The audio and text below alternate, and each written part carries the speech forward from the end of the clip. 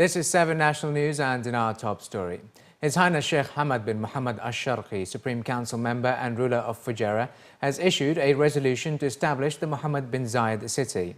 The city's name comes in recognition of the efforts of His Highness General Sheikh Mohammed bin Ziyad Al Nahyan, Abu Dhabi Crown Prince and Deputy Supreme Commander of the UAE Armed Forces, to serve the nation and acknowledging his role in strengthening its position regionally and internationally. The city will be located in the Al Hail area behind Fujairah International Airport, an area of about 7 square kilometers, and the first phase will comprise close to 1,000 housing units, while the second and third phases will comprise 3,000 housing units.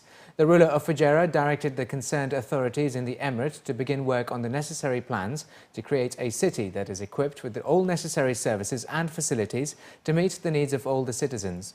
The city will contain all necessary facilities such as mosques, schools, health clinics, parks and shops. His Highness Sheikh Nahyan bin Mubarak Al Nahyan, UAE Minister for Youth, Culture and Community Development, attended the opening day of the Gulf Incentive Business Travel and Meeting Show, taking place in the capital. His Highness Sheikh Nahyan, along with other senior government dignitaries, toured the exhibition, which is being held at the Abu Dhabi National Exhibition Centre for 3 days.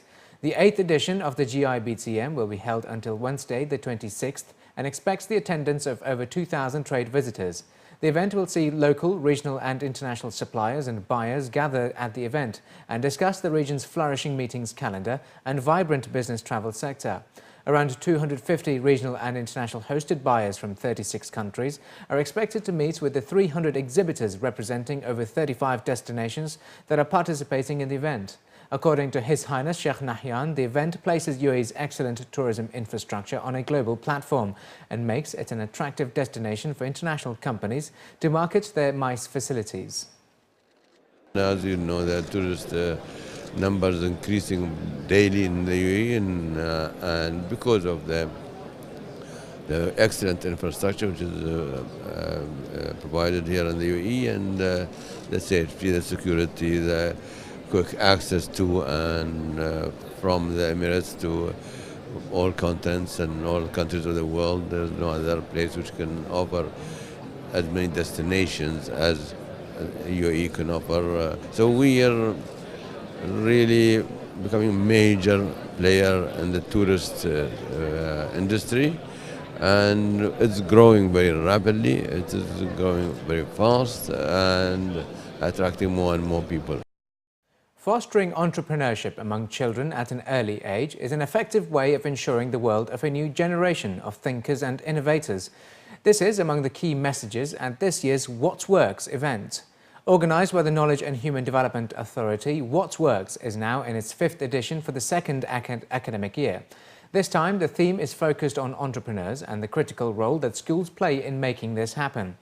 Annually, this unique platform aims to enable educators and education professionals from the private sector to discuss topics and exchange best practices that are critical to advancing education in Dubai.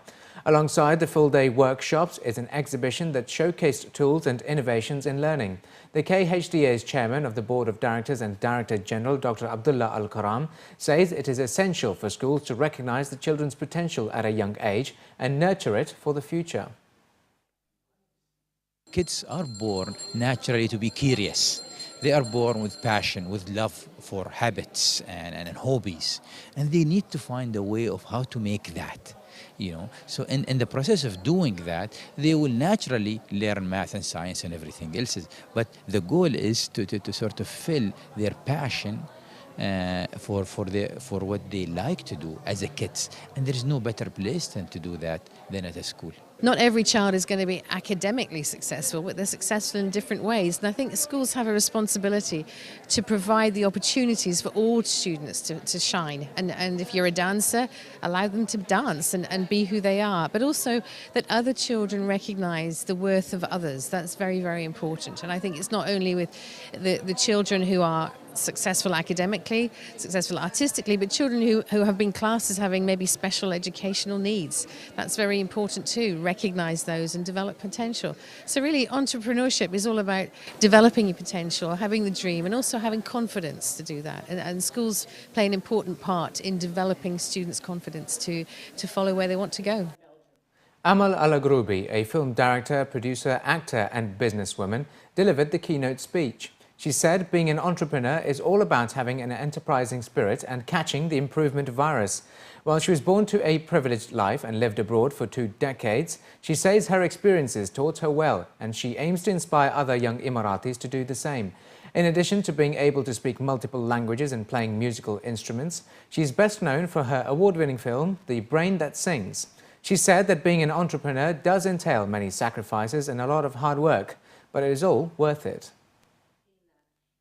For instance, if you want to start a restaurant, you want to be a chef, but you don't have the opportunity to go to chef school, for instance, for you to work for free at a restaurant part-time, just to train and to learn, you're able to do that. So like any talent, any ability, any passion that you have, I mean, even for myself, I never went to film school, not because I couldn't financially or I couldn't get the whatever it was, but I couldn't personally because my family wasn't supportive of it, for instance. But that didn't stop me. I mean, that still meant that I could be on set, working as a runner. I used to just get coffee and photocopy papers, but that was fine. You have to be willing to sacrifice. You have to be willing to put your pride aside sometimes, and you really have to work hard to attain what you want.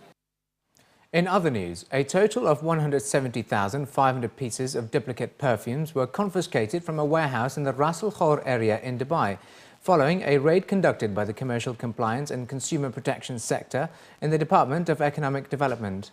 The confiscated goods were worth about 2 million dirhams and included duplicates of at least 10 well-known brands. The warehouse was fined, and the authorities said that the seized goods will be destroyed if they are found to be hazardous to human health, while the rest will be allowed to be re-exported after collecting a 30% duty. The raid was part of the authorities' intensive efforts to protect trademarks and eliminating counterfeits from the local market in order to enhance Dubai's position as a competitive business hub, upholding the rights of traders as well as consumers. One of the oldest parks in Dubai is undergoing a transformation. Satwa Reservoir Park will become the first solar-powered park in Dubai by the end of this year. According to a local report, municipal officials on Sunday announced that 20% of the project has been completed, and once operational, the park will rely entirely on solar energy without using the public electricity connection to operate its lights and integrated irrigation network. Set to open to the public within 9 months, the park covers an area of 1.5 hectares, and the 40-meter-high water reservoir tank and many of its basic facilities will be maintained. Talib Abdul Karim Julfar, Director of Public Parks and Horticulture Department at Dubai Municipality, was quoted as saying that the Dubai Municipality decided to rebuild this park and make it the first park in the Emirate that relies on solar power. The park was built in 1980 in Satwa and was a landmark in the Emirate, mainly due to the water reservoir tower in the area. And finally, looking to other news, Spain's Nani Roma will defend his driver's title when the Abu Dhabi Desert Challenge brings the FIA World Cup for cross-country rallies back to the Middle East next month. Roma, this year's Dakar Rally winner, is in a powerful lineup of 103 competitors for the 24th edition of the Desert Challenge, which takes place from the 5th to the 10th of April through the desert dunes of the UAE's western region of Al Gharbiya. In the countdown to the event, the Automobile and Touring Club of the UAE and Nissan Middle East have announced a new partnership agreement designed to ensure the rally continues to stand out on the world stage. The agreement was signed by Mohammed bin Sulayem, President of the Automobile Touring Club UAE, FIA Vice President and founder of the event, and Samir Sharfan, Managing Director, Nissan Middle East. The event gets underway on the 5th of April with a special spectator stage on Yas Island in Abu Dhabi, which is also the finishing point for the rally on the 10th of April. It's a long-term partnership. Nissan has been with the Desert Challenge, the Abu Dhabi Desert Challenge for 10 years, and this is the 11th year now. Nissan is not new to motorsport, not just in the UAE, but in the Middle East. Nissan has been also sponsoring drivers, and not just events, and has been also pushing into the Nissan Academy, which has proven that it is bringing it from virtual to reality.